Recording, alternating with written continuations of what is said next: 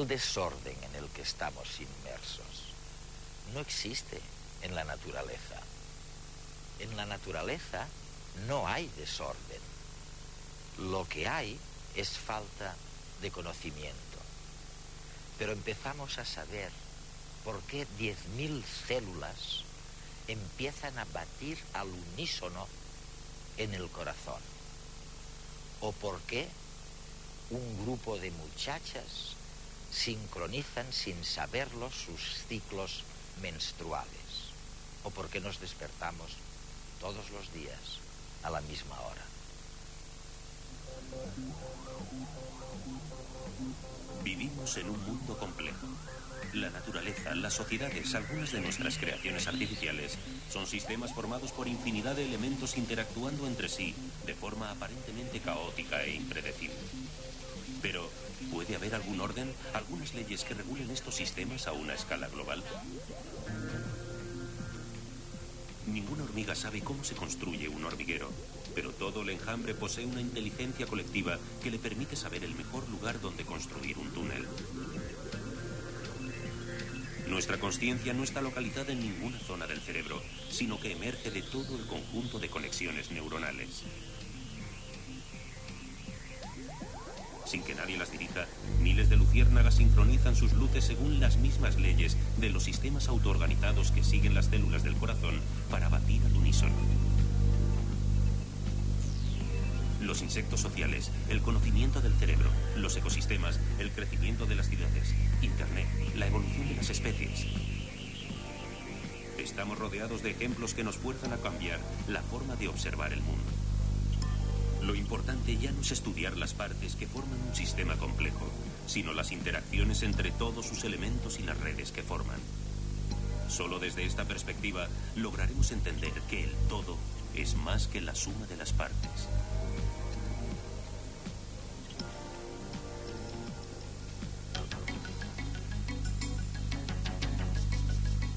Albert Laszlo Barabasi es profesor de la Universidad de Notre Dame en Indiana, Estados Unidos. Ha sido uno de los pioneros en el estudio de las redes moleculares en una célula, las redes de especies en un ecosistema, de personas en una sociedad o de nodos de comunicación en Internet.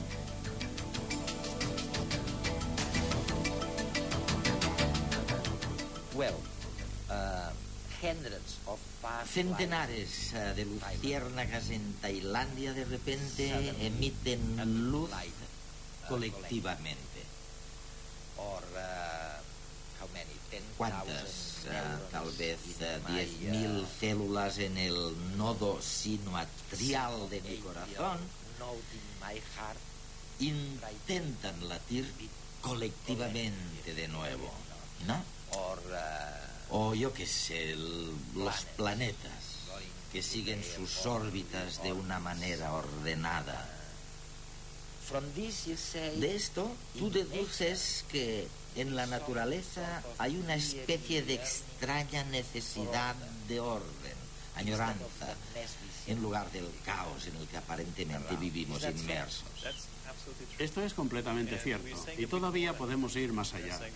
Podemos no solo descubrir ese orden, sino también comprenderlo y utilizarlo. O sea que no vivimos en un desorden. Quiero decir que en la naturaleza existe una especie de orden oculto. El desorden no existe. Lo que hay es una falta de conocimiento, no es intrínseco al sistema. Ya sabes, muchas personas creen que el motor de su coche es un misterio, pero es porque no saben cómo funciona. Para los mecánicos, los coches no son nunca misteriosos. De la misma forma, cuando examinamos una célula, hay muchos aspectos que son un misterio, pero es posible que dejen de serlo pronto. Muchos mecanismos ya se comprenden y muchos pronto se comprenderán.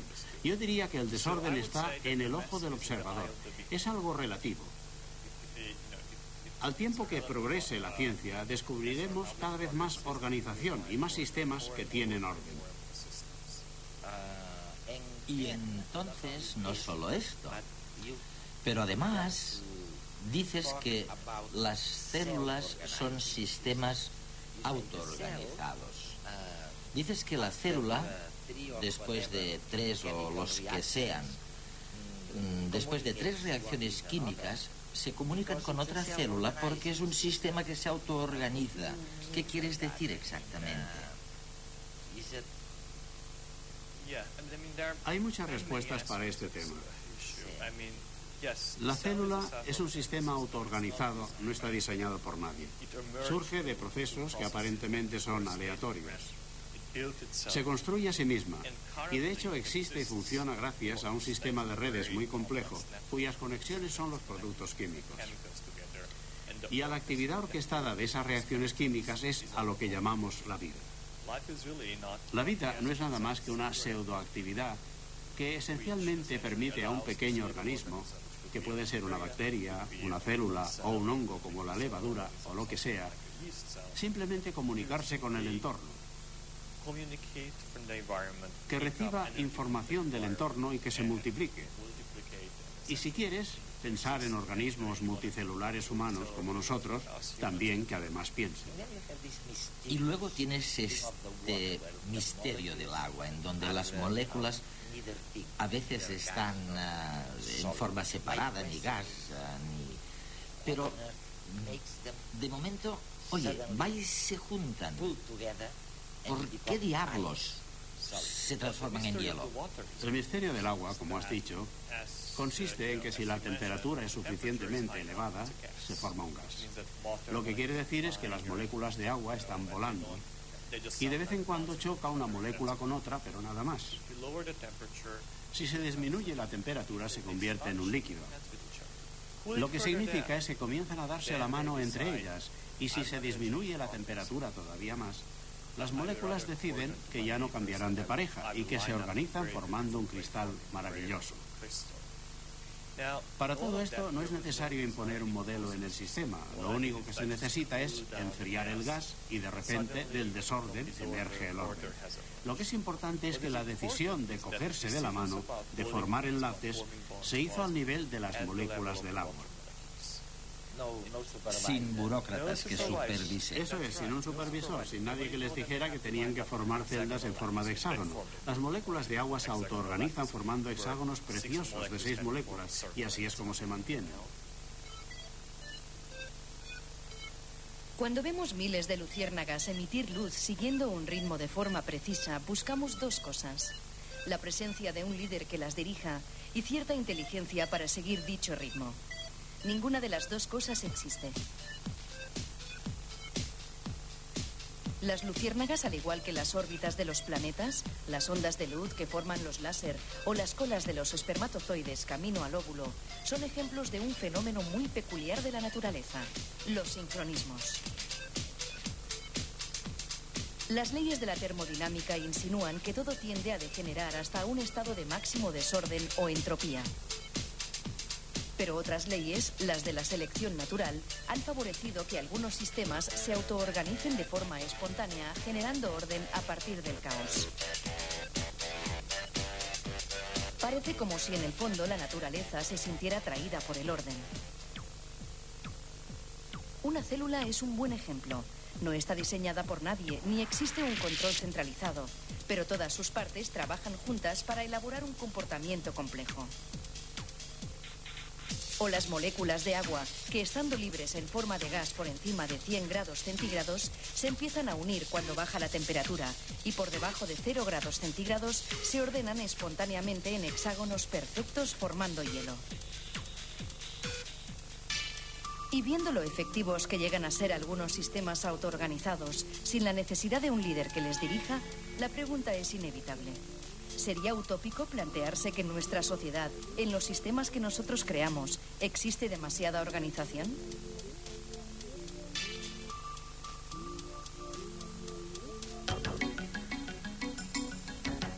Steven Strogatz es profesor de matemáticas aplicadas en la Universidad de Cornell, en Estados Unidos. En su último libro, Sincronía, la ciencia emergente del orden espontáneo, resume sus investigaciones acerca de las sincronías que aparecen en los lugares más diversos e inverosímiles de la naturaleza.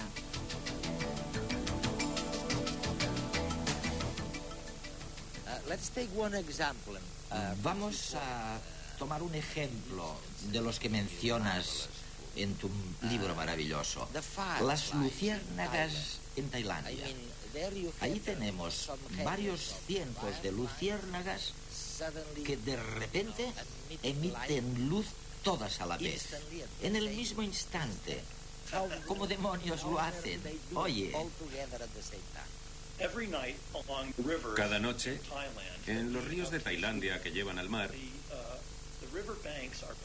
miles de luciérnagas machos se concentran en las hojas de los árboles. Y en la puesta del sol, todas las luciérnagas macho comienzan a verse. Es decir, que ya no compiten con el sol y comienzan a verse mutuamente. Al principio están completamente desordenadas. Comienzan a emitir luz de forma aleatoria, no están coordinadas. Luego, en pequeños grupos de 2 o 3 o 4, comienzan a emitir luz. Y después de una hora, no es instantáneo, todo 1,5 kilómetros de la orilla del río se cubre de árboles con estos insectos emitiendo luz a la vez. Lo sorprendente es que hasta cierto punto lo entendemos. Lo que sucede es que una luciérnaga no solo emite luz, sino que también puede ver. Y su sistema nervioso se ajusta de manera inconsciente, de forma que cuando recibe un destello puede incrementar o retrasar su controlador interno que controla los destellos, de manera que comienza a hacerlo en armonía con sus compañeros.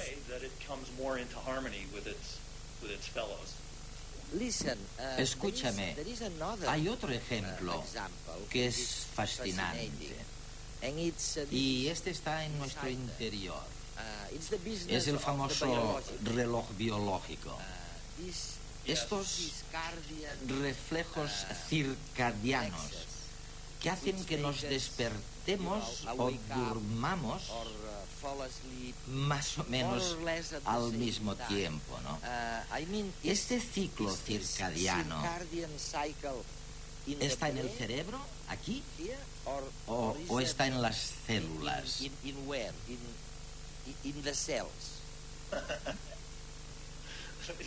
Esta es una pregunta fantástica. Tenemos unos ciclos circadianos de los que todos somos conscientes. Es posible despertarse cada día a la misma hora sin necesidad de utilizar el despertador, porque hay algo en el cuerpo que dice la hora que es. La pregunta es muy buena. ¿Dónde está? Yo diría que está en cada célula del cuerpo. Cada célula del cuerpo tiene unos ciclos bioquímicos que la mantienen en sincronización con el mundo que nos rodea las 24 horas. Pero también hay un reloj maestro, como tú has indicado, que está en el cerebro. Son 10.000 células. Y cada una de ellas es como un pequeño reloj eléctrico que se mantiene constante, aunque esté en una placa de Petri con nutrientes. Cada célula tiene un ritmo de voltaje que sube y baja en un ciclo de 24 horas. No necesita el resto del cerebro o del cuerpo. Son unos relojitos que están situados en el interior de nuestra cabeza. Steve, corrígeme si me equivoco. En los ciclos circadianos existe este periodo de tiempo terrible entre las 3 y las 5 de la madrugada, llamada la zona zombie, cuando realmente no deberíamos estar despiertos. Y si lo estamos, las neuronas se resienten, y si nos empeñamos en mantenerlas alerta y en funcionamiento, es posible que hagan algo mal, como el desastre de Chernóbil, o el del Exxon Valdez, o creo que el de Bhopal. Todos sucedieron en esta zona zombie, ¿no? Sí, es así. El motivo por el que lo denominamos zombie es porque al tener que estar despierto toda la noche, uno es consciente de ello. Se siente cansado, los ojos están llorosos y se hace esto. Creemos que es porque estamos cada vez más despiertos, pero no es así de simple. En realidad es por la función del reloj biológico en el cerebro. Y todos lo sabemos porque si nos quedamos sin dormir todavía más y comienza a amanecer, empezamos a despertarnos. Y esto es cierto incluso cuando no se ve la luz. Por ejemplo, si eres una persona que trabaja con ordenadores y te quedas una noche a trabajar o a terminar un proyecto, no hace falta ver la luz que empieza a entrar. Cuando llega la mañana siguiente se siente que se está despertando. Al final de esta zona zombie comienza a segregarse una hormona llamada cortisol y la temperatura del cuerpo comienza a ascender del mínimo y muchas funciones del cuerpo comienzan a conectarse y el cuerpo empieza a despertarse. El ser humano funciona acorde con el mundo. Nuestros cuerpos armonizan automáticamente con el día y la noche. Cada 24 horas repetimos acciones. Las horas del sueño, los niveles de alerta, la secreción de hormonas y los procesos digestivos siguen este ritmo. La ciencia ha demostrado que la luz del sol es el factor más importante para mantener nuestros cuerpos sincronizados. Pero ¿qué ocurre cuando no tenemos esta referencia externa? Los experimentos con individuos aislados durante meses en habitaciones sin ventanas han aportado datos impresionantes.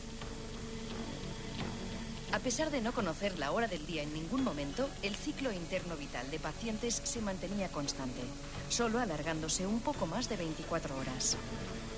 Era como si internamente un reloj les indicase la hora que era. En realidad, los cambios de temperatura corporal a lo largo del día eran los que les indicaban, sin ellos darse cuenta, la pauta diaria. Gracias a estos estudios se ha descubierto la enorme importancia de este factor en nuestra conducta.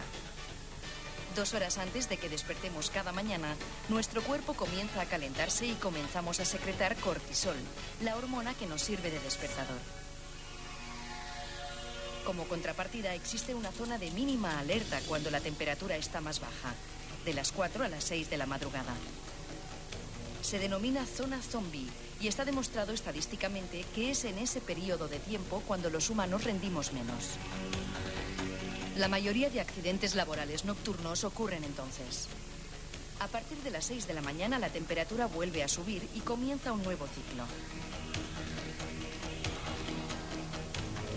Aunque hayamos salido toda la noche y no hayamos dormido, nuestra mente se despeja y se prepara para estar despierta. Después de comer, vuelve a bajar la temperatura. De ahí que nos apetezca a la mayoría hacer una siesta. Todas las actividades de nuestro cuerpo se ajustan a la perfección las unas con las otras, como si estuviéramos constituidos de millones de relojes conectados unos con otros.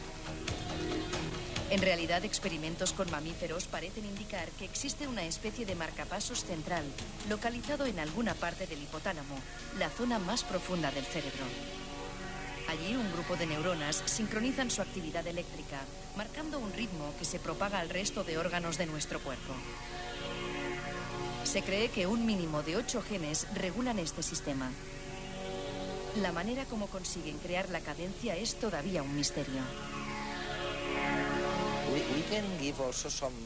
También podemos ilustrar a los jóvenes que van a la discoteca, a los discotequeros.